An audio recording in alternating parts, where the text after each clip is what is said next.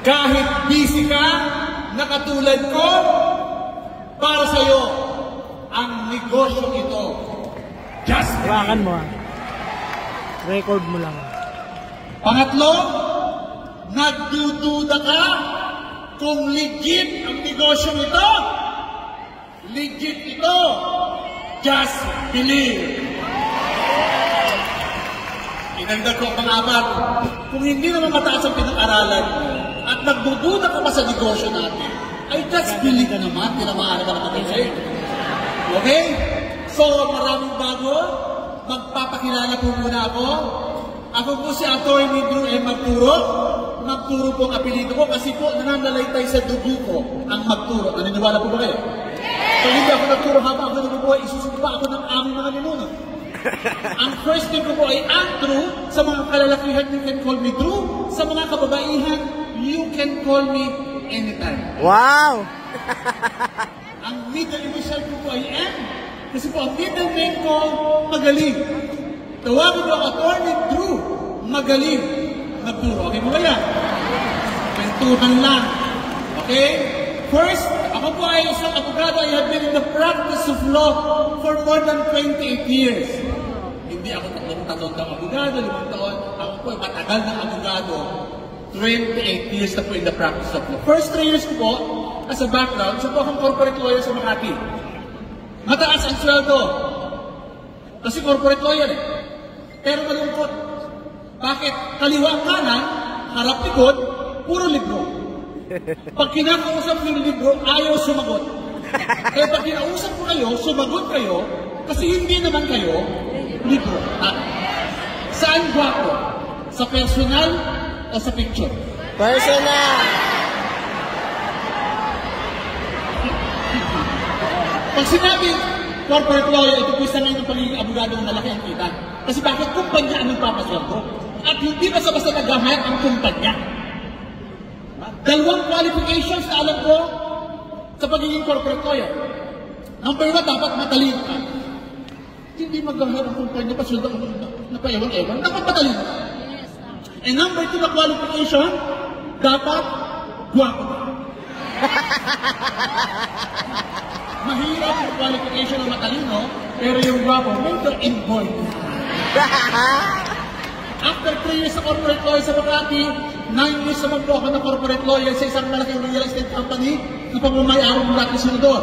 Hindi yung kinakahiya, pero hindi ko naman pinagmamalaki. Kasi po ako sa mga corporate lawyer for 9 years. Same qualification. Matalino at hindi ko magkakaalaman tayo. Matalino. Guwapo naman ako. Guwapo yung mata ko, ilong ko, yung tenga ko, bibig ko, guwapo. Pero bakit pag pinagsama-sama parang hindi maganda? So 3 years plus 9 years, 12 years sa corporate lawyer. After 12 years po, ito pa yung kwento. Kwentuhan na naman tayo eh. May nag-invite sa amin, birthday party.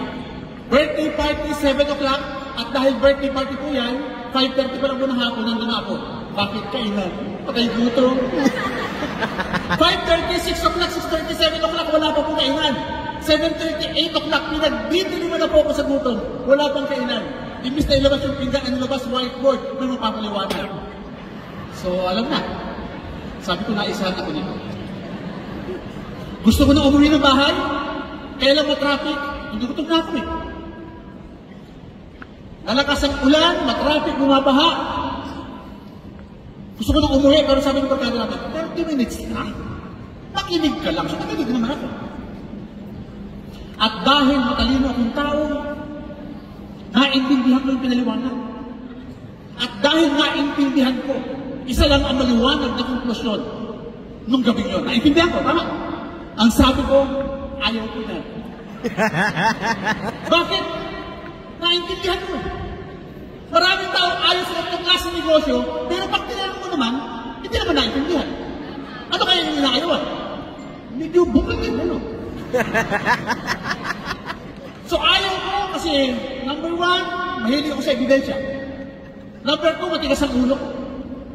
So ayaw ko, kasama ko yung asawa ko. Gusto ng asawa ko, ayaw ko. Yun ang pinakamahirap na nangyari. Gusto ko, Gusto ko mo no?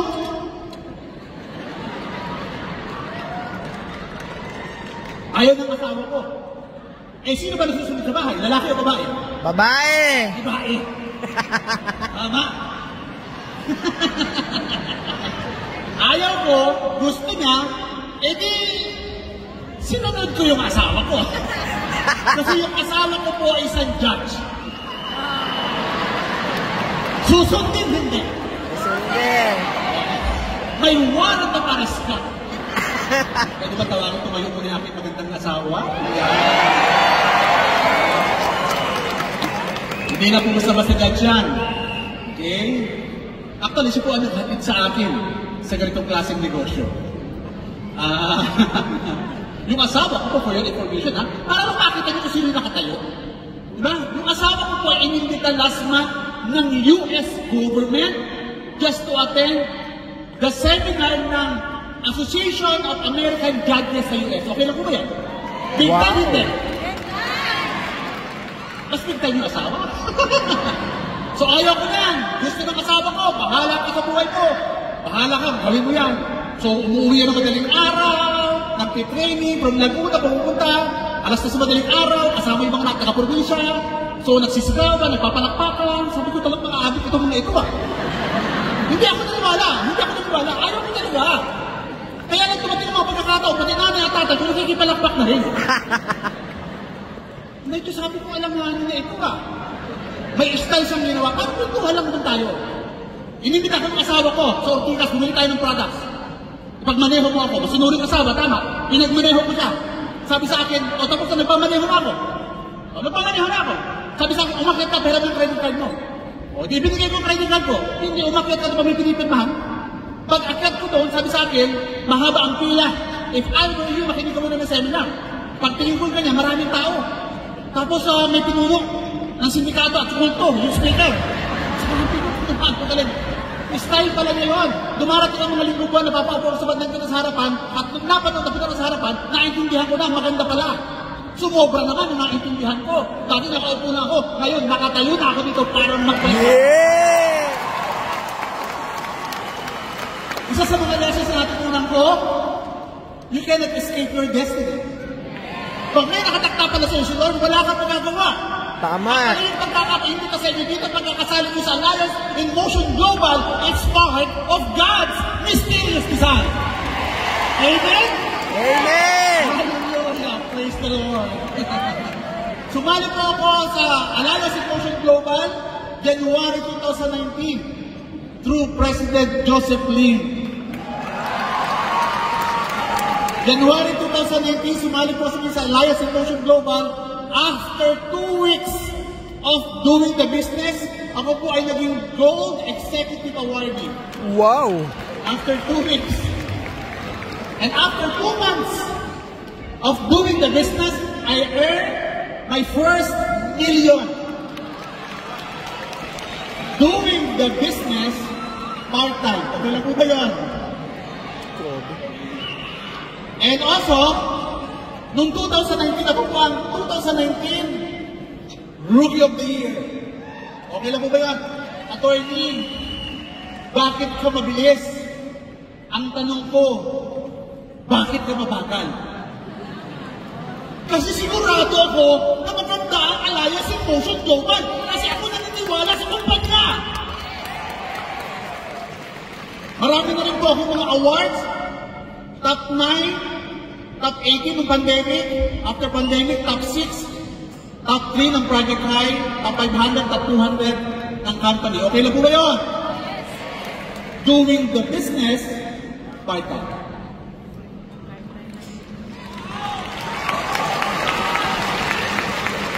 After 6 months of doing the business, binili ko po yung asawa ko ng Ford Raptor. Okay? March 21, during pandemic, bumili po ako ng portion ng lupa, 3,000 square meters sa island during pandemic. Ang gagawin ko po dyan, plano ko po dyan, half na resort. Okay? 360 degrees sunset at saka sunrise. Ganun po kaganda. Papatayan ko po kalahati ng Balabali, Indonesia, ang kalahati ay Santorini, Greece. Okay po ba? Papatayan ko ng half. Para pag walang production, itulak ko na lang, gano'n kayo.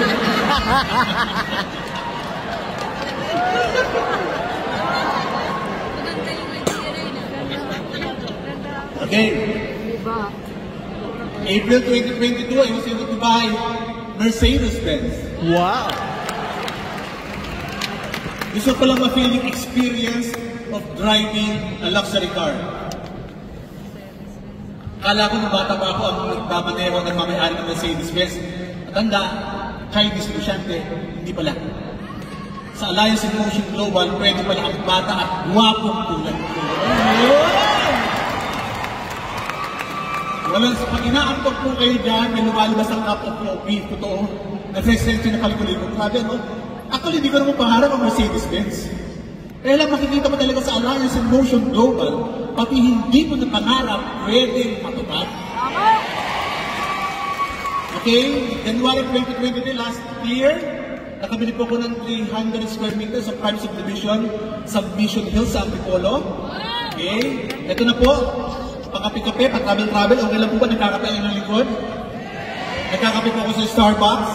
Okay lang po ba? Yung Starbucks po ay nasa Hollywood, California. Wow. Saan pa po ako nagkakape-kape? Sa Japan. Okay lang po ba?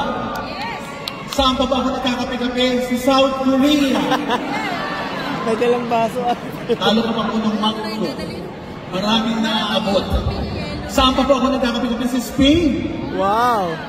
Saan pa po ako nagkakape-kape? Sa France. Wow. Saan pa po ako nagkakape-kape?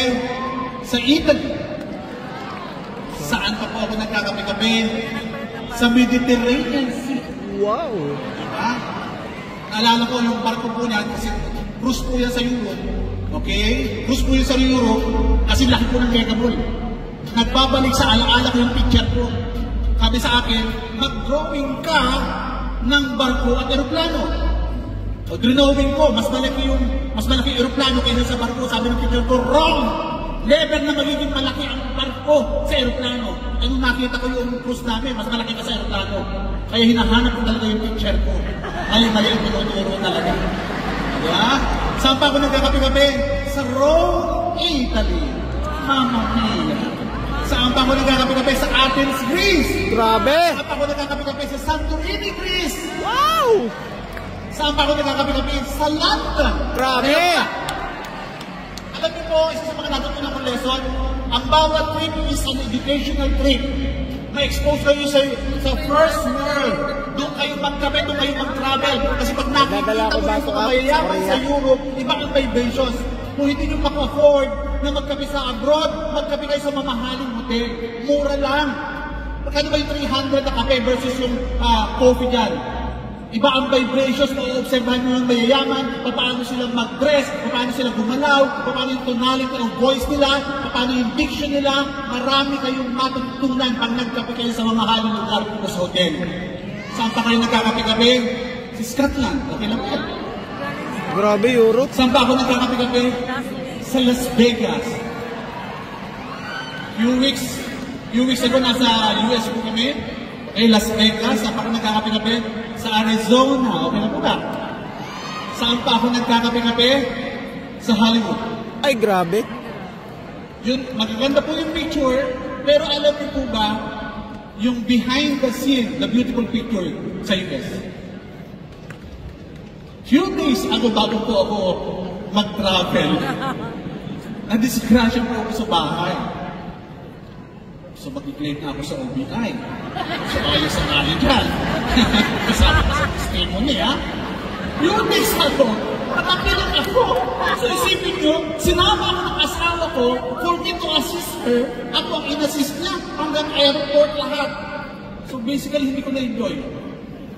Ganun pala ang aksidente, no? Hindi pala pinipili kung anong pinag-aralan mo. Hindi pala pinipili kung mayaman ka. At hindi pinipili ang aksidente sa labas ng bahay. Pwede ka palang ma-aksidente kahit sa loob ng bahay. Salamat in advance sa OBI.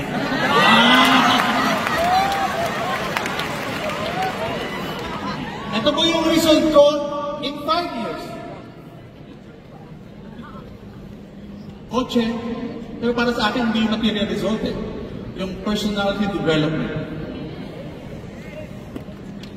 Kailangan yung mag-negotiate sa buhay. Life is full of negotiation. Hindi siya take it or leave it. You have to give up something in order to gain something. At ito ang aking binigay para makuha mga resulta. Negosyo, ito ang kinita ko. Tandaan niyo po, negosyo ang pinasok natin. Pag negosyo, minsan ang kita maliit, minsan malaki. Opo. Minsan maliit ang kita, minsan malaki. Yung malalaki ang kita ngayon, dating maliit din ang kita niya.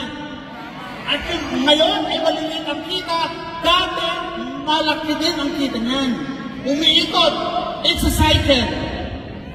Kaya pag maliit ang kita mo, darating din ang panahon, lalaki din ang kita mo. Wala! Yeah!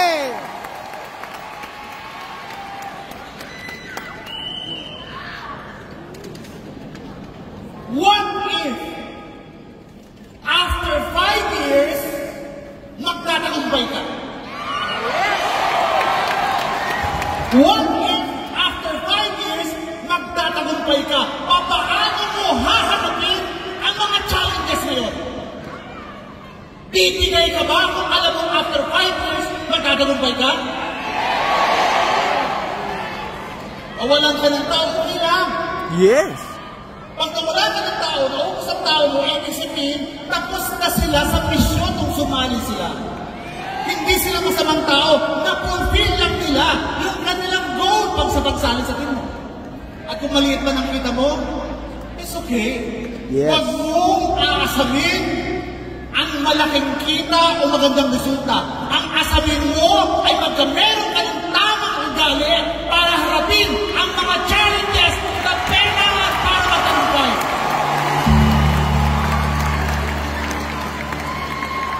Ganun eh. Magtatagumpay ka din. Ang mga nagtagumpay na tao, wala naman silang special skills. Wala naman silang special talent. Yes. Ang mga nagtagumpay na tao ay ordinaryong tao, pero ang malaking pagkakaiba, naniwala lang sila. Bakit hindi pumuputok ang grupo mo? Kasi baka hindi ka 100% naniniwala sa kumpanya. Bakit ka nagdududa o urong solo? Baka hindi 100% ang iyong paniniwala sa kumpanya. Nagdududa ka pa kung legit at dito na yung lingkod. Legit ito. Yan, pero hindi mawawala na dapat maniwala. Ang resulta, do not compare your result to others. Madidistract ka lang. Opo. Pag nag-compare ka sa result ng ibang tao, ang gawin mo, isubsub mo yung sarili mo. Hataw ka ng hataw, hataw ka ng hataw. Hindi tingin ka sa resulta. Kasi pag tumitingin ka, baka hindi ka makagalaw. Tingin ka na isubsub mo yung sarili mo. Hataw ka ng hataw, hataw ka ng hataw. Yung tingin mo sa harapan, wala na sa harapan. Wala na dito sa tagiliran. Nasaan na yung tinitingnan mo? Nasa likod na. Kasi malayo ka na pala natin. Maraming challenges, maraming problema. May problema ka last year, may problema ka last month, may problema ka last week, may problema ka kahapon, may problema ka ngayon. Maraming darating na problema. Pero pagkatapos ng maraming problema, maraming blessings ang darating sa'yo.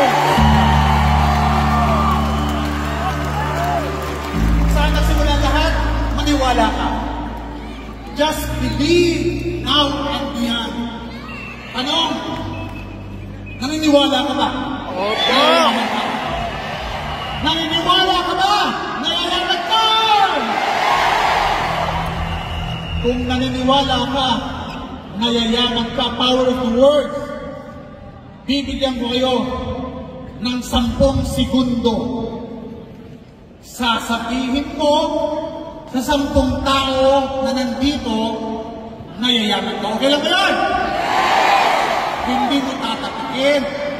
Tititigan mo, mata sa mata, at sasabihin mo, yayaman ako. Maliwanag! 10 segundo! 10 tao na lalaman ka. Alauna! Alas 3! Go! Lahat yayaman!